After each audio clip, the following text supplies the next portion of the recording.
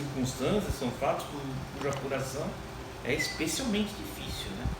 Vou começar a gravar, beleza? Pode. Só para... Vou deixar também o celular aí perto para captar melhor o seu áudio. Dá licença. Outro celular? É, só para... Ah, tá equipado, hein? Só para pegar, eu tô prevenido, né? Equipado, ainda falta equipamento. Tô fazendo o que eu tenho. Beleza. Vou deixar gravando aqui. A gente para, se for falar alguma coisa em off e tal. Não tem microfone que conecta, né? Não, tinha uma lapela, mas ela não estava captando bem. Mas existe, né? Existe. Já comprei no Mercado Livre, é muito boa. Enfim, doutor. Pode perguntar, então, chefe. Vamos lá, então. Só vou fazer uma pré-entrevista antes, né? Você não trabalha mais, né, investigando organizado. Não, eu trabalho na área criminal em geral, inclusive crime organizado. Antigamente eu só fazia a parte do crime organizado, agora eu faço tudo no geral e eventualmente, se acontecer, também o crime organizado. Entendi. Você trabalhava no PEC? Sim. Você trabalhava com o Lincoln, então? Não, eu fui uma geração antes do Lincoln. Uma geração antes? Uma ou duas. Entendi. Uma geração antes do Lincoln. É quando você parou de trabalhar então, da época? Acho que 2006. Ah, tá. Foi a última ação foi foram os ataques. Caramba. De 2006. A última coisa que eu fiz. Você fez o livro, saiu em meados de 2017, você começou, certo? Sim, mais ou menos. Você começou a produzir ele quando? Ao longo desse tempo todo você foi juntando? Não, você trabalhava, às vezes eu guardava um arquivo, às vezes. Naquela época eu falei assim, olha, eu pensei em deixar aquilo registrado, porque você não tinha um registro do que tinha acontecido. E começou a se discutir fatores, versões que você sabia que não estavam ligadas, não estavam vinculadas com a realidade. Ou tiravam, não de má fé, mas que as pessoas às vezes tiravam conclusões que eram conclusões equivocadas, né? Então eu falei, não, eu vou deixar um registro daquilo que eu vi acontecer, da maneira como aconteceu, e deixar esse registro aí. Como eu não vou mais focar nisso, agora o foco é mais amplo, eu deixo isso registrado para que posteriormente as pessoas entendam como foi que aconteceu, como aquela história, como aquela sucessão de fatos aconteceu. Por causa disso. Até no final do livro eu digo, olha, eu não estou fazendo mais nada, eu deixo isso como um registro, agora cabe ao Lincoln ficou no meu lugar, agora cabe ao Lincoln, os outros que vão suceder, vão continuar, né? E estão continuando. O que eu achei legal é que você usou fontes primárias, né? Você tinha todos os arquivos da procuradoria. É que na verdade a questão é assim, qualquer um pode escrever uma história. Né? O problema é que nesse momento eu não estava escrevendo sobre, eu era a parte integrante. Eu não digo assim, olha, fulano me contou isso, não, eu vi o que aconteceu, eu participava daquelas ações. Então você ouvia interceptações telefônicas, você conversava com eles, você investigava aquelas ações. Então a fonte, não era a fonte, é um conhecimento direto. Então não adiantava o cara, como acontece muito hoje, que eu vejo muito, um pesquisador, não sei da onde, um pesquisador na maior boa fé, ele vai, entrevista os presos, e os presos falam qualquer coisa, e às vezes falam, e geralmente o pesquisador acaba acreditando. Agora, quando você volta no tempo, você fala assim, não, mas peraí, isso não aconteceu dessa maneira, ele não falou isso, essa coisa não aconteceu. Dessa maneira, não foi dessa maneira, e você pode reconstruir. Então eu deixei a história reconstruída da maneira como eu vi acontecer, não como me contaram que aconteceu, o que é bem diferente. Para mim foi muito importante ler o livro, porque assim, eu vou recorrer aqui, eu tenho academia, né, os pesquisadores, eu tenho jornalistas, né, só que aí quando você traz uma história, você traz o que aconteceu de fato, registrado, né? Então, exato, e tudo aquilo que é dito lá é passível de checar, tá lá, entendeu? As interceptações telefônicas existiram, os registros existem, aquilo lá tudo é uma sequência de fatos. Às vezes acontece, pessoa, como ontem eu ouvi, a pessoa, um médico famoso que fala assim, não, o PCC nasceu depois da invasão do Carandiru. Gente, não tem nada a ver, né? As lideranças não estavam no Carandiru, eles estavam no interior, eles não guardam nenhuma relação. Pode ser que eles tenham se aproveitado dessas circunstâncias depois, tudo bem, mas que foi uma consequência, não é razoável. Porque não foi isso que aconteceu, estava lá, não havia conexão, aquela coisa. Enfim, aí você olha e fala assim, olha, tudo bem, cada um tem direito a ter a sua convicção, mas ninguém tem direito a ter seus próprios fatos. Como já disseram, os fatos eram diferentes do que agora se fala. Não estou criticando, as pessoas estão de boa fé. Estou dizendo assim, que as fontes de informação, quando você conhece diretamente, quando alguém conta para você, sofre uma certa filtragem ou uma visão parcial do que aquilo que aconteceu. Sempre é um conflito narrativo, ainda mais hoje, né? Sobretudo, né? Mas muito legal ter você como fonte, obrigado também a receber. Enfim, a minha pesquisa agora no momento, estou fazendo, é focado especialmente nessas leis do PCC nos tribunais do crime. Então, vamos lá, o que é um tribunal do crime? O tribunal do crime surgiu depois. Ele não surgiu concomitantemente com o PCC. Ele surgiu bem depois. Por quê? Porque na verdade você tinha... Posso desligar o Não, bicho? falei para você desligar. Vai fazer barulho. Eu já até desliguei esse aqui também. É que aqui o ar é muito fraquinho, então isso aqui é só apertar o zero, né? Isso. E os tribunais do crime surgiram posteriormente. Ele não surgiu junto com o PCC, ele foi fruto do crescimento do PCC. Como que eles acabaram acontecendo? As lideranças, elas eram muito centralizadoras, certo? Então eles decidiam o que aconteceu, o que não ia acontecer, e eventualmente se alguém traía, se alguém não traía, as próprias lideranças determinavam, fulano vai morrer, Beltrano não vai morrer. Isso era corriqueiro, como era sempre. Entretanto, ele começou a crescer demais, e você não tinha mais, eles começaram a não ter o controle exato de tudo o que acontecia. Então o que eles resolveram? Eles falaram assim, olha, nós vamos fazer uma forma de controle. Isso tem uma raiz num caso antigo, que foi a morte de um preso chamado David Surujo, vulgarmente o vulgo dele era DVD. Ele era tesoureiro do PCC e ele deu um golpe e acabou sendo executado por conta disso. Então, a partir desse momento, eles criaram uma figura chamada disciplina, que era um preso encarregado de fiscalizar a atividade dos outros presos. Logo, quando esse preso disciplina descobriu alguma coisa, ele passou a repassar para a liderança. E a liderança, então, que nem sempre estava nesse contato direto, eles entenderam por bem criar um tribunal do crime, que é um arremedo de tribunal, onde eles fazem um julgamento simulado praticamente, um julgamento, eu ia falar fake, mas não é bem um julgamento simulado mesmo, uma fantasia, uma farsa. Na verdade é uma farsa, e eles dizendo assim, permitem que a pessoa fale, depois toma uma decisão de vida ou morte com relação a essa pessoa. Esse julgamento, essa estrutura de júri que eles criaram, ela existe toda quebrada, tem uma? Geralmente sim, por quê? Porque ele veio do disciplina. O disciplina era aquele que fiscalizava, e todo lugar, toda fonte dele tinha que ter alguém que fiscalizasse.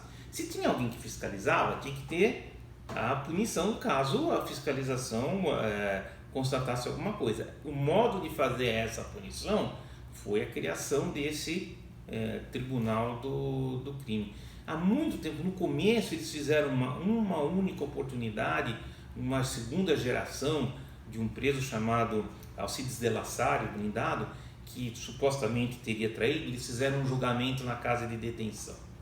Aquilo foi muito embrionário, foi só por conta daquele caso.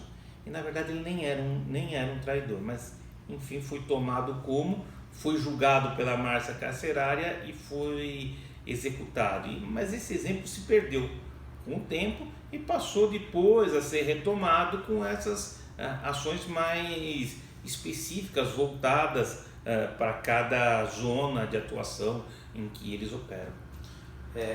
Assim, baseado em tudo que você viveu, que você ouviu, eles se baseiam no que para julgar? Qual que é o pressuposto ali? É o estatuto deles? O estatuto em grande parte é uma lenda, porque eles mesmos criaram esse estatuto mais como uma forma de ritualizar, de demonstrar poder, de querer fazer de querer impor uma autoridade, pois nem eles mesmos obedeciam o código que eles mesmos criaram, né?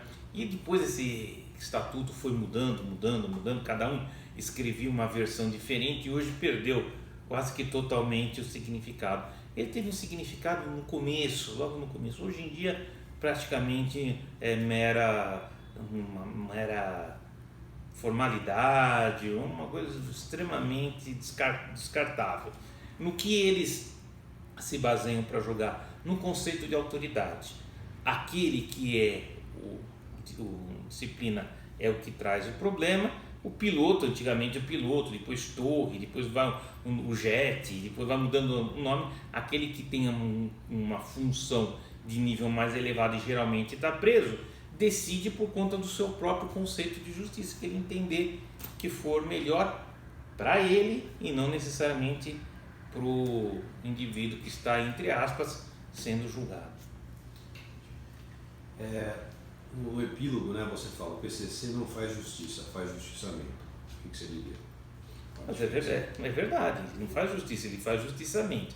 É diferente. Ele pode proporcionar, por exemplo, um estado transitório de benefício. Então, olha, eu vou dar remédio para toda essa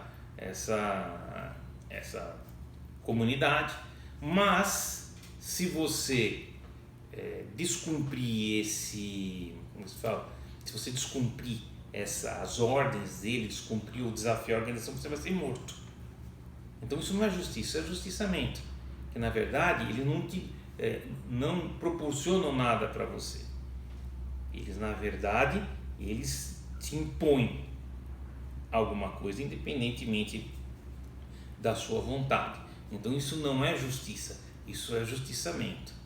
Da mesma forma nos tribunais do crime, quem vai julgar não julga de acordo com um conceito de justiça ou com um procedimento, ele julga de acordo com os seus próprios interesses. Então, se eventualmente aquele que está numa posição maior achar que é conveniente que aquele indivíduo, aquele sujeito que está sendo julgado, entre aspas, seja executado, ele determina a execução sem ter nenhum vínculo, nenhuma possibilidade de ser contestado. Isso é justiçamento. Não existiria um padrão, então, nesses tribunais do crime? Cada um ocorre de uma forma? Não tem um padrão. O que sempre se permite, e isso para dar uma aparência de julgamento, que na verdade isso não é um julgamento, né? Mas para dar uma aparência de julgamento, eles permitem que essa pessoa que está sequestrada por eles fale. Eles deixam falar. Mas isso é só uma aparência, é só uma leve coberta, uma leve cobertura para não mostrar a evidência de que aquilo é puramente um ato de força, não é um julgamento. Perfeitamente. Márcio, teve um caso, eu li esse caso, ele apareceu para mim no livro A Guerra, você deve conhecer também, sobre o PCC, o livro A Guerra. Eu não li, mas sei qual que é. Enfim, tem um capítulo que ele ressalta um caso, creio que foi muito emblemático, né, pelo menos como o livro apresenta, que é um caso de tribunal do crime, onde ele repercutiu muito na mídia, que aconteceu em Pirassununga. Parece que o DENARC estava fazendo uma investigação na época lá, eu não lembro que ano que era, eu acho que era 2004, e por acaso eles estavam tinha interceptação telefônica, e nesse meio tempo ocorreu ali a solicitação de um cara que tinha sido injustiçado, mataram o irmão dele, e rolou um tribunal do crime. Sabe que caso é esse? Não me recordo, mas... Não, é só porque seria interessante de falar sobre ele, porque ele foi um caso que depois ele apareceu na mídia. Por quê? Porque o DENARC ficou ouvindo e eles conseguiram eles ouviram por 24 horas e transcreveram os diálogos, deu mais de 200 páginas, parece. Enfim, isso que eu queria falar sobre esse caso era isso. Parece que ele foi muito representativo na época, mas... Pode ser, porque na verdade os tribunais de crime caíram entre aspas, nas investigações de uma maneira completamente aleatória, porque você não tinha nenhuma investigação pré-determinada cujo objetivo fosse apurar o que é um tribunal do crime. Como todos eles, a própria questão de ter sido DENARC, porque o PCC é essencialmente tráfico, você acaba com as investigações, às vezes, cruzando linhas e encontrando ou se deparando com fatos que, embora não sejam tráfico, estão vinculados de alguma forma com essa atividade. Então, nesse caso, eu estou presumindo, e é o que geralmente acontece, os traficantes eram aqueles que estavam presos e determinavam, tinham autoridade para determinar a execução ou não. E nessa questão do tráfico, eles acabam sendo interceptados, e aí você tem um retrato do que aconteceu num tribunal do crime, isso acaba sendo desvendado.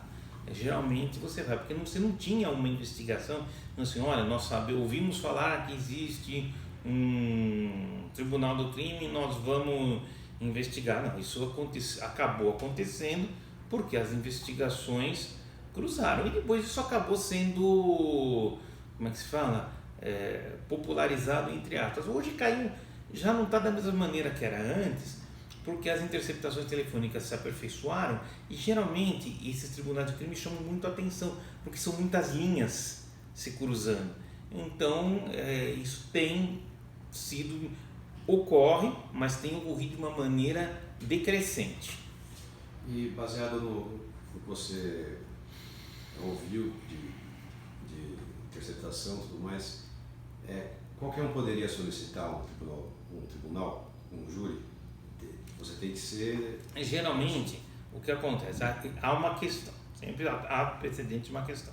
Essa questão geralmente se dá com relação a uma disputa com relação a tráfico, a pagamento, não pagamento, ou alguma questão interna deles, como não pagou a parte que tinha que pagar. Então, assim, geralmente é uma questão interna dentro do patrão, uma dívida, uma coisa assim. Quem geralmente suscita isso, quem geralmente traz isso, é o disciplina, que é o responsável pela fiscalização. Até porque, como ele está do lado de fora do presídio, ele que é procurado pelo queixoso, entre aspas, para resolver a questão.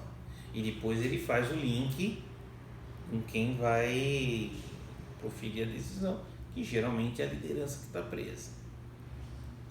Então, assim, você tem esse primeiro momento que há um fato ou um acontecimento que gera algum conflito que está fora daquela órbita do PCC naquele momento, mas que é trazido para ele naquele momento.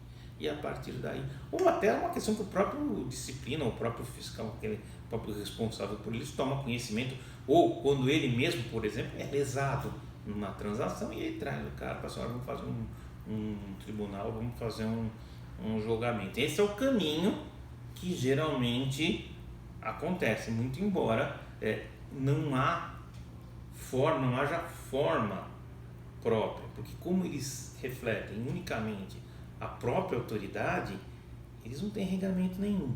Então, eles podem fazer, ele faz aquilo que o entendimento dele determinar, mas em regra se faz dessa maneira. Existem algumas perspectivas dentro da academia, principalmente, que falam de uma ética do crime, proibido roubar na quebrada. Existe lei no PCC, então? Não existe lei no PCC. A lei do PCC é a conveniência das lideranças.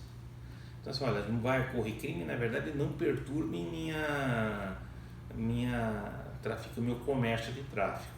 Se você perturbar meu comércio de tráfico, vai acontecer. Por outro lado, se houver um crime a ser cometido que gere dinheiro suficiente, que seja palatável para eles vão fazer vão praticar aquele crime e vão realizar aquela ação.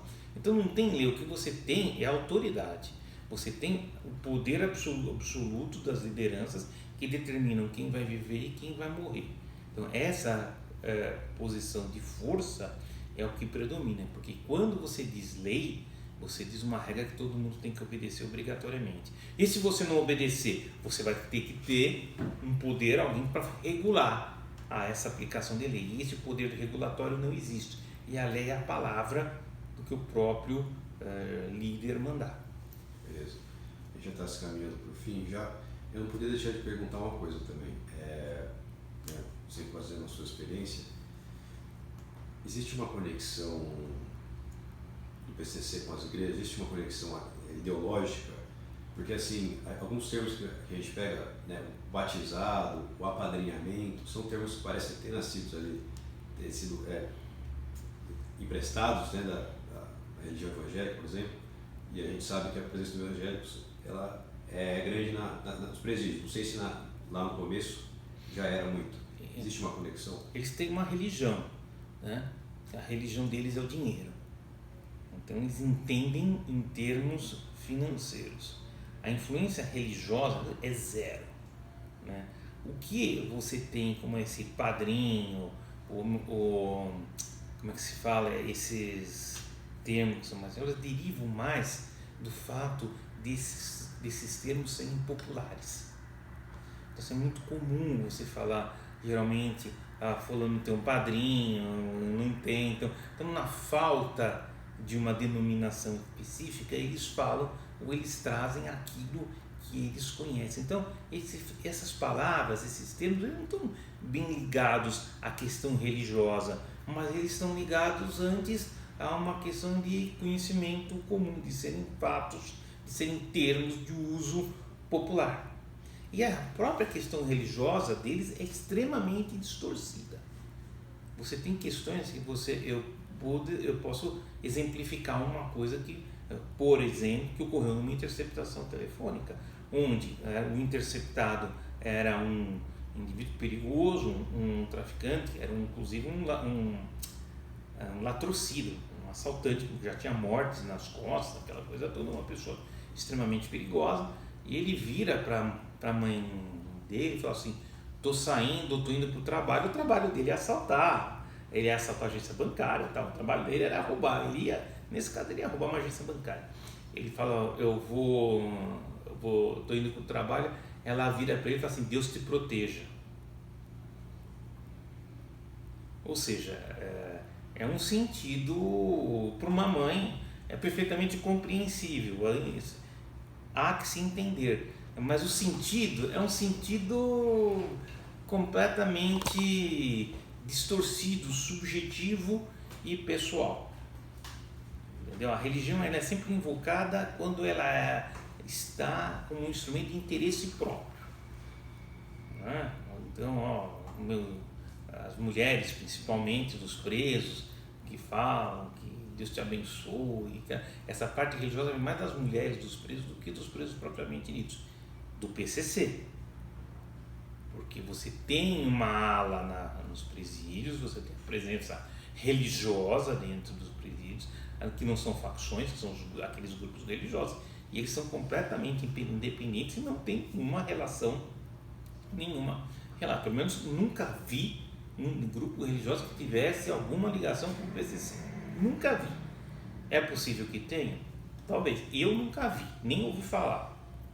Então, você não vê essa conexão, essa influenciação de um sobre o outro.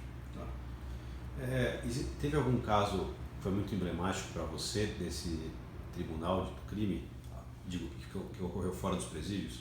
Teve algum que chamou mais atenção?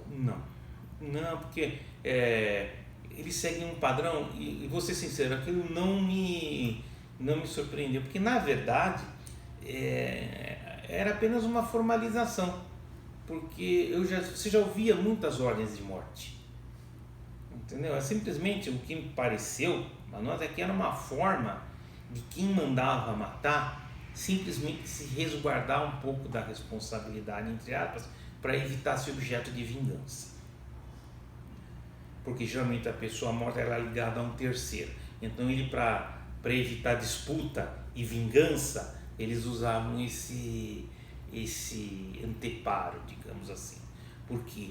Porque havia uma regra, uma verdade. Se você tinha pessoas ligadas a uma liderança e pessoas ligadas a outra liderança, se o pessoal dessa liderança quisesse executar alguém da outra, ele tinha que pedir permissão. Então isso surge, você tinha isso muito. Então assim, na verdade, quando isso aconteceu, me pareceu mais um elemento dentro desse sistema que já existia do que propriamente uma novidade, uma questão inovadora, revolucionária. Eu encarei isso mais como mais uma das tantas questões que havia para ser examinada dentro desses processos, dentro dessas investigações. Nunca me pressionou muito. Então, só para concluir, então, por que o PCC faz o Tribunal do Crime? Então? Ele faz o Tribunal do Crime por duas razões principais. A primeira é porque ele ficou grande demais e você não tem mais como as lideranças avaliarem cada caso. É impossível. Tem muitos e muitos casos. Então, isso foi, em primeiro lugar, uma descentralização. Segundo, é uma maneira de você evitar atritos dentro da própria organização. Porque você fez um tribunal, a menos aquela pessoa que for executada, mesmo que ela tenha alianças, amigos, a insatisfação não é uma insatisfação tão grande. E efetivamente eles mantêm um controle, pesa também como uma ameaça, como uma forma de controle. Então são essas as razões que ensejam a criação desse Tribunal do Crime. Você não tem ali, isso eu posso garantir, você não tem nenhuma intenção, nenhuma nenhum entendimento, nada que leve você a crer que aquele julgamento tenha qualquer parâmetro ou semelhança com um julgamento normal, ou com a busca de uma verdade, ou com uma descoberta sobre o que efetivamente aconteceu. Não é isso. Aquilo é apenas um meio, é uma forma de exercer poder. Só isso. Perfeitamente, doutor.